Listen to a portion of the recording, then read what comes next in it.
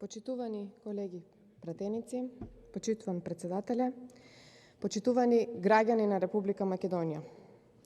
Во собранието денес повторно имаме рубрика Верувале или не. Да, почитувани граѓани, додека имаме над 1000 ново заболени од коронавирус секојдневно, вирус кој очигледно мутира, и сме на прво место по број на починати лица во последните неколку недели, верувале или не, ние зборуваме за брз автобуски превоз.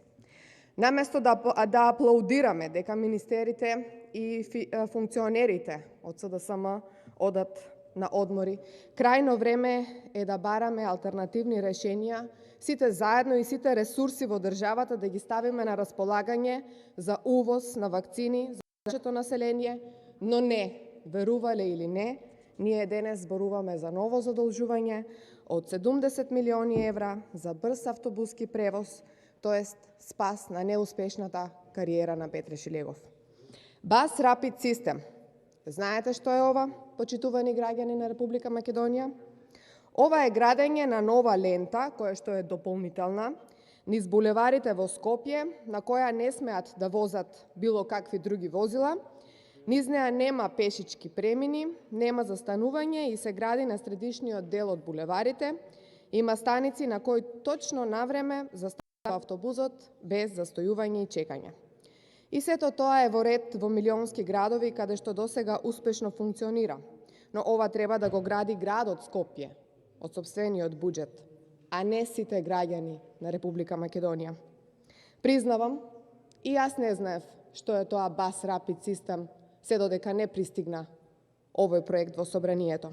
Доаѓам од Струмица, која во својата околина од околу 70 населени места, распоредени во 4 општини меѓусебно поврзани на растојание од околу 20 до 30 километри раздалеченост, немаат никаков автобуски превоз. Да, добро слушнавте. Никаков јавен автобуски превоз. Струмица, Босилово, Василево и Ново село. Еве пример.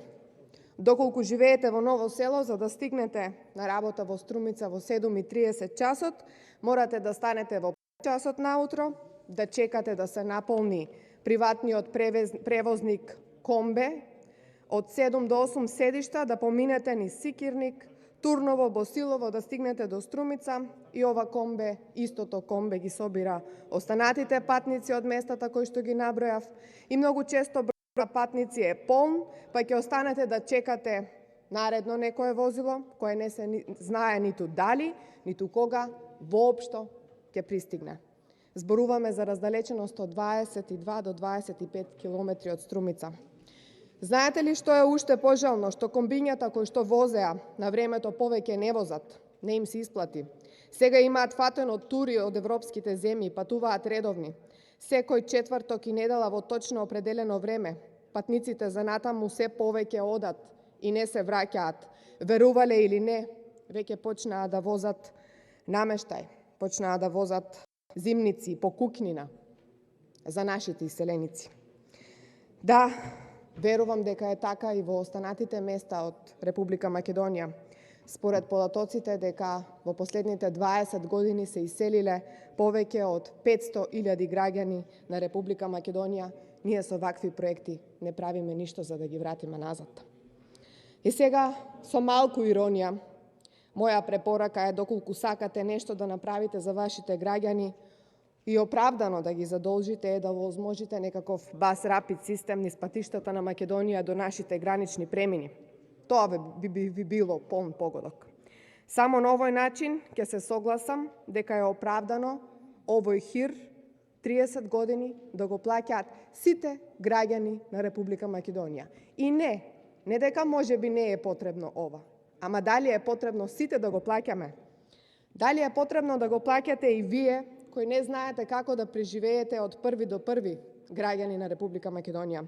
Вие 58.000 кои што останавте без работа поради корона кризата. Да, токму вие, што сте задолжени по повеќе од 2200 евра по човек, од кои што 600 евра е за камата од оваа држава моментот. Да, токму вие, од сите делови на Македонија, кои што немате ниту канализација, ниту водовод, газите по кал, немате улично осветлување, вие кои што се уште возите запрежни возила или со години собирате пари за да купите некое поволно возило за да не задоцните на работа.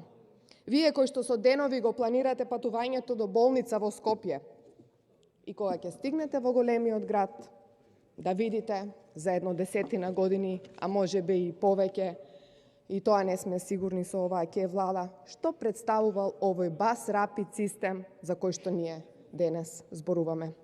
Имаме здравствена, финансиска, економска, политичка, културолошка криза во Македонија, но денес повторно, по скратена постапка, зборуваме за ново задолжување од 70 милиони евра по скратена постапка. И ќе го плаќате сите вие граѓани на Република Македонија, кои што најдовте во овој мој опис. Да ве прашам сега нешто вас, особено пратениците од владеачкото мнозинство, кои што доаѓате од другите населени места од цела Република Македонија и мудро молчите овие 2 дена. Дали граѓаните и селаните од местата од кои што вие потекнувате не заслужуваат да имаат барем било каков јавен превоз? Зарем буџетот на град Скопје од околу 80 милиони евра не може сам да го обезбеди сега ова?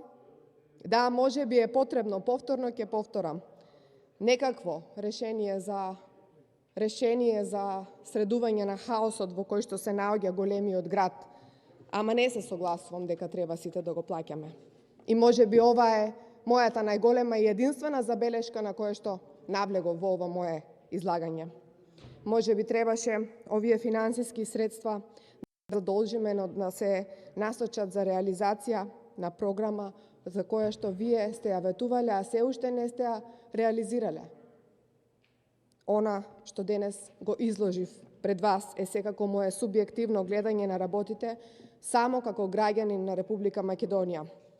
А она што би го искоментирала како пратеник во Собранието на Република Македонија, гледајќи го проектот кој што го имавме, односно договорот, заемот за кој што зборуваме, би рекла дека има одредени недостатоци, за тоа што нема точно време, односно на Комисијата за финансирање и буџет, сметам дека требаше да присуствува и градоначалникот на град Скопје, кој што требаше детално да го образложи овој проект, на кој што може би еве сите ние денес ќе му верувавме.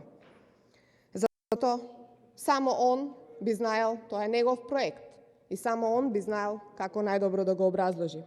Овој заем ќе се исплаќа во наредните 30 години, а при тоа во проектот не се знае кога конечно ќе биде реализиран. За изградбата на мостови и надземни, подземни, пешачки патеки ќе бидат потребни нови финансиски средства и нови задолжувања, бидејќи од средината на булеварите патниците ќе треба да стигнат до тротоарите.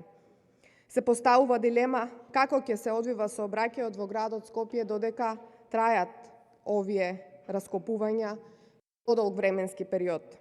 Заемот од 70 милиони евра ќе се врши само врз основа на студија, а нема изработено основен градежен проект. Имам многу други забелешки, меѓутоа денес се обидов како еден од граѓаните на Република Македонија да изложам пред вас, пратениците од владеачкото мнозинство, кои што потекнувате од сите граѓани, од сите градови на Република Македонија, зошто граѓаните на Република Македонија би биле против едно вакво задолжување. Ви благодарам.